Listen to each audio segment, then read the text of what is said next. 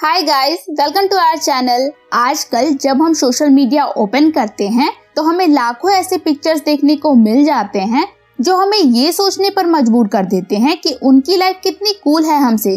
जितना ज्यादा हम उनके बारे में सोचते हैं उतना ही हमें यह भी एहसास होता है कि हमारी लाइफ कितनी मेस्ड अप है।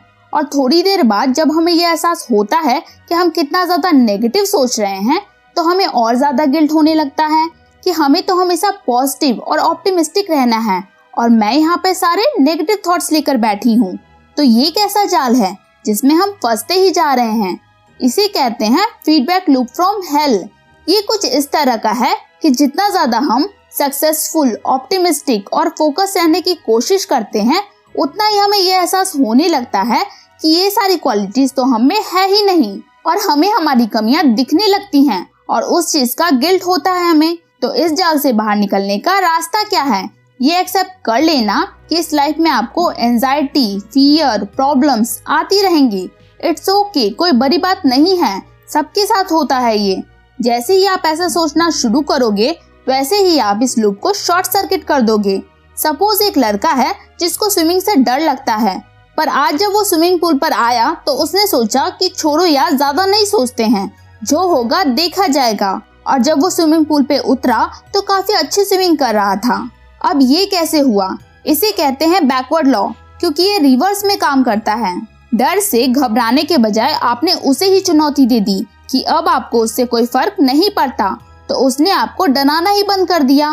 फर्क नहीं पड़ने का मतलब ये नहीं कि आप डिफरेंट हो, बल्कि इसका मतलब ये है कि आप कंफर्टेबल हो अपने डिफरेंट होने से। आपको समझना होगा, ज्यादा से ज्यादा पॉजिटिव रहने की इच्छा रखना ही एक नेगेटिव एक्सपीरियंस है और अपने नेगेटिव एक्सपीरियंस को स्वीकार कर लेना ही पॉजिटिव एक्सपीरियंस है।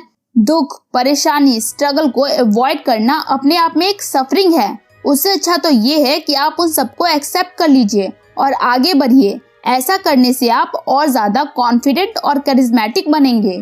क्या ऐसा हो सकता है कि खुशी भी एक समस्या ही बन जाए? सोच कर देखिए। एक राजा था जो अपने बच्चे की जिंदगी परफेक्ट बनाना चाहता था, एकदम खुशियों से भरी। वो नहीं चाहता था कि उसका बेटा एक क्षण के लिए भी दुखी हो। वो उसकी हर इच्छा को उसके बोलने से पहले ही पूरा कर देता था। उस राजा ने अपने महल के चारों तरफ बड़े बड़े दीवार लगा दिए ताकि उस बच्चे को बाहर की दुनिया के बारे में कुछ भी पता न चल पाए।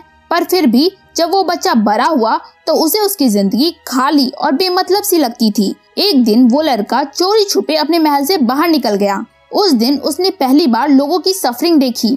उसने लोगों को बीमार, बेघर और दर्द से तड़पते देखा। जब वो वापस महल आया तो वो अपने अस्तित्व पर ही सवाल उठाने लगा। उसने अपने पिता को ब्लेम करना स्टार्ट कर दिया कि उन्होंने उसकी लाइफ मीनिंगलेस बना दी। कुछ दिन बाद वो ये परिवार, राजपाट सब छोड़कर भाग गया। उसने खुद को सफर करवाना स्टार्ट कर दिया। उसने बीमारी, दुख, दर्द, अकेलापन सब सहा। कुछ साल बीतने के बाद उसे यह एहसास हुआ कि इतना सारा दुख झेलने के बाद भी उसे लाइफ का अल्टीमेट पर्पस नहीं मिला। जिस रहस्य को जानने के लिए उसने गृह त्याग किया था वो उसे अभी तक नहीं मिला था। उन्होंने डिसाइड किया कि वो एक नदी के किनारे वाले ब्रिज पे तब तक बैठे रहेंगे जब तक उन्हें ज्ञान की प्राप्ति ना हो जाए। ऐसे करते करते 49 दिन बीत गए। उन्हें ज्ञान की प्राप्ति हुई और ये ज्ञान था, जिंदगी अपने आप में एक कष्ट है। यहाँ अमीर अपनी अमीरी की वजह से दुखी है और गरीब गरीबी की वजह से दुखी है। जिनकी फैमिली नहीं है वो फैमिली के लिए तरस रहे हैं और जिनकी फैमिली है वो फैमिली की वजह से दुखी हैं। ये कहना सही नहीं कि सारे कष्ट एक ही जैसे हैं। कुछ दुख ऐसे जरूर हैं जो ज्यादा दर्द देते हैं, पर ये भी एक कड़वा सच है कि हम सब लोगों को सफर करना ही होगा हर हाल में। इस पूरी कहानी से अब तक आप लोगों को समझ आ गया होगा कि ये इंसान कौन थे। जी हाँ, आप सही सोच रहे हैं, बुद्ध, गौतम बुद्ध। जिंदगी में समस्याएं तो कांस्टेंट रहेंगी। जैसे आपने अपनी हेल्थ प्रॉब्लम को सुधारने के लिए जिम की मेंबरशिप ली है, अब आपने खुद के लिए कुछ न्यू प्रॉब्लम्स खुद ही इनवाइट कर ली। जैसे आपको अब सुबह जल्दी उठना पड़ेगा ताकि आप समय पर जिम जा सकें। कम से कम 30 मिनट जिम में पसीना बहाना पड़ेगा और इसी पसीने के कारण आपसे बदबू ना आए इसके लिए आपको आते ही शावर लेना पड़ेगा। इसलिए आप एक बात तो गांठ बांध लीजिए, प्रॉब्लम्स तो आती रहेंगी, यही जिंदगी है। बस वो कई बार एक्सचेंज हो जाएंगी या अपग्रेड हो जाएंगी। खुशियाँ एक्चुअली प्रॉब्लम्स को सॉल्व करने से ही आती हैं। यहाँ पर कीवर्ड है सॉल्विंग। अगर आप प्रॉब्लम को अवॉइड करेंगे या चाहेंगे ही नहीं कि आपकी लाइफ में कोई प्रॉब्लम हो, तो यकीन मानिए आप अपनी लाइफ को खुद ही मिजरेबल बना लेंगे। सच्ची खुशियाँ तभी आती हैं जब आप प्रॉब्लम्स का पता लगाते हैं, आप उस प्रॉब्लम का होना और उसे सॉल्व करना दोनों को ही एंजॉय करते हैं। यू आर नॉट स्पेशल, आप स्पेशल नहीं हैं। हमने जनरली लोगों को ये बोलते हुए सुना है कि ये मेरी पर्सनल प्रॉब्लम है, पर सच तो ये है कि पर्सनल प्रॉब्लम नाम की कोई चीज होती ही नहीं है।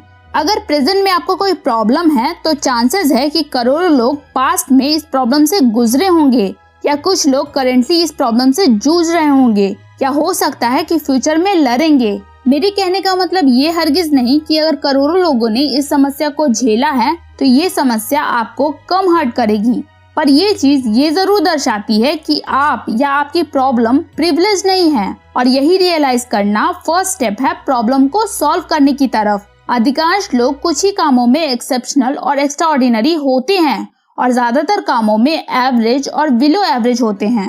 यही जीवन का नियम है। अगर आप किसी खास काम में परफेक्ट और एक्स्ट्राऑर्डिनरी बनना चाहते हैं तो आपको उस काम में टर्न्स ऑफ एनर्जी और टाइम देना होगा, और हम सब जानते हैं कि हमारे पास लिमिटेड टाइम और एनर्जी है। यही कारण है कि हम में से कुछ ही लोग किसी एक खास काम में एक्सेप्शनल हो पाते हैं। ये बहुत ही रेयर केसेस में देखने को मिलता है कि एक इंसान सारे ही कामों में एक्स्ट्राऑर्डिनरी हो। तो हम कह सकते हैं कि हम सब लोग एवरेज हैं ज्यादातर कामों में। सेलिब्रिटीज, पॉलिटिशियन, बिजनेस टाइकून सब एक ही बात कहते हैं, हम सब एक्स्ट्राऑर्डिनरी बन सकते हैं, हम सब ग्रेटनेस डिजर्व करते हैं। सुनने में ये बात कितनी अच्छी लगती है और इतने सारे लोग कह रहे हैं तो विश्वास करने को भी दिल कहता है। पर क्या ये स्टेटमेंट सही है? आपको ये स्टेटमेंट खुद में ही कंट्राडिक्टरी नहीं लग रहा? अगर हम सब लोग एक्स्ट्राऑर्डिनरी बन जाएंगे तो एक्स्ट्राऑर्डिनरी की परिभाषा ही खत्म हो जाएगी। आजकल एवरेज होना फेलियर का नया स्टैंडर्ड बन गया है। ज्यादातर लोग मीडियोक्रिटी को एक्सेप्ट करने से डरते हैं, क्योंकि उनका मानना है कि अगर वो इसे एक्सेप्ट कर लेंगे तो फिर वो और कुछ अचीव नहीं कर पाएंगे जीवन में। इस तरह की सोच बहुत ही गलत और खतरनाक है। वो गिने चुने लोग जो किसी एक काम में एक्सेप्शनल होते हैं, वो इसलिए एक्सेप्शनल नहीं हैं क्योंकि वो बिलीव करते हैं कि वो एक्सेप्शनल हैं, बल्कि वो अपनी गलतियों से सीखते हैं और खुद को हर पल इम्प्रूव करने के लिए ऑब्सेस्ड हैं, इसीलिए एक्सेप्शनल हैं। बस ये मान लेना कि हर कोई एक्सेप्शनल और महान बन सकता है, ये सिर्फ आपको ईगो बूस्ट देगा और कुछ नहीं। सपोज एक लड़का है श्लोक, उसकी हाइट बहुत छोटी है एंड ऑफ कोर्स इसमें उसकी कोई गलती नहीं है और ना ही इस पे उसका कोई कंट्रोल था, पर वो इस चीज से बहुत एम्बैरेस फील करता है। उसे लगता है कि यही वजह है कि लड़कियां उसके साथ डेट पर नहीं जाती। उसने घर से बाहर निकलना ही बंद कर दिया, पर लोगों के बहुत समझाने पर उसने कुछ गर्ल्स को डेट किया, पर जब भी वो किसी लड़की से मिलता था वो खुद को इनएफिशिएंट और ऑकवर्ड दिखा देता था। कई बार लड़कियां उसे पसंद तो करती थी, पर वो खुद की इनसिक्योरिटीज के कारण अपने आप को कन्विंस कर देता था कि वो उसे पसंद नहीं करती, बस उसका दिल रखने के लिए कह रही हैं। इन सब चीजों ने उसके अंदर एक बात बिठा दी थी कि ये दुनिया सिर्फ लंबे लोगों की है और यहाँ पर छोटा होना एक क्राइम है। इन सब के कारण उसके अंदर नेगेटिव वैल्यूज जैसे कि इरिटेशन, सेल्फ डाउट, इन सब ने जन्म ले लिया था। जबकि वो ऐसे भी तो सोच सकता था ना कि मैं उसी को डेट करूंगा जो मुझे वैसे ही अपनाएगी जैसा मैं हूँ। ये हुआ पॉजिटिव वैल्यू जैसे ऑनेस्टी और एक्सेप्टेंस को चूज करना। टॉल पैदा होना ये उसके हाथ में नहीं था, ये एक्सटर्नल फैक्टर से ड्रिवन था, पर पॉजिटिव या नेगेटिव वैल्यू को चूज करना ये तो उसी के हाथ में था। उसने कभी ये रियलाइज ही नहीं किया कि वो अपनी प्रॉब्लम्स के लिए खुद जिम्मेदार है और जिंदगी भर बस गर्ल्स को ब्लेम करता रहा कि वो सीरत को नहीं बल्कि सूरत को देखती हैं। ज्यादातर लोग ऐसे ही होते हैं, कभी भी अपनी प्रॉब्लम्स की जिम्मेवारी नहीं लेते, क्योंकि उनका मानना है कि जिम्मेवारी लेने का मतलब है गलती भी आप ही की है।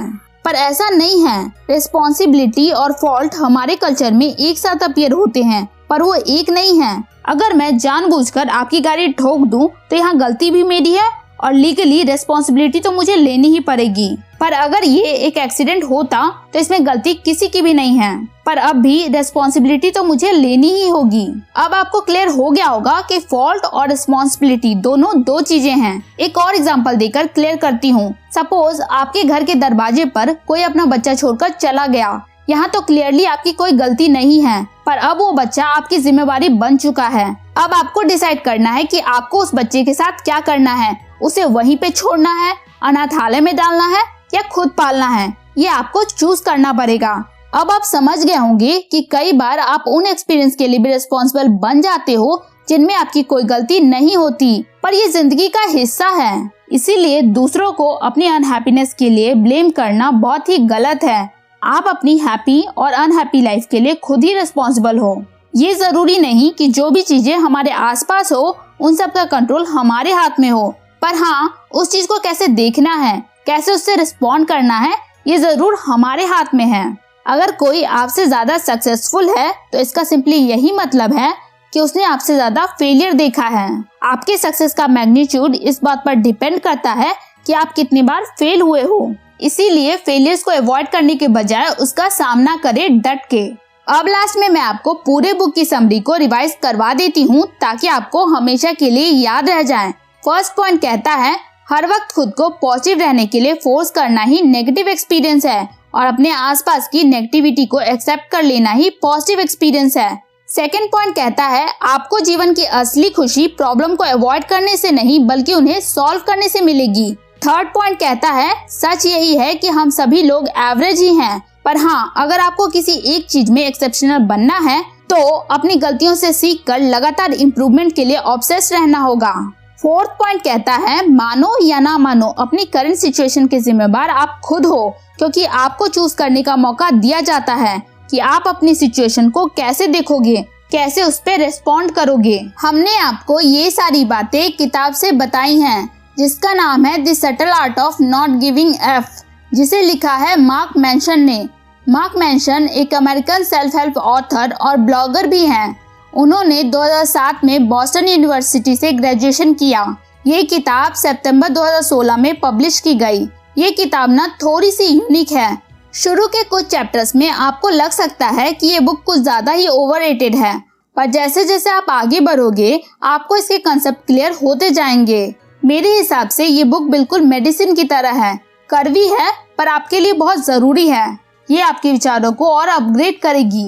अगर मैं 2 लाइनों में इस पूरे बुक समरी को कहूँ तो आपको किस बात का लोड लेना है, किस बात का नहीं, ये आपके हाथ में है। किसी की भी लाइफ पूरी तरह से ब्लैक या व्हाइट नहीं है, सबकी ग्रे ही है।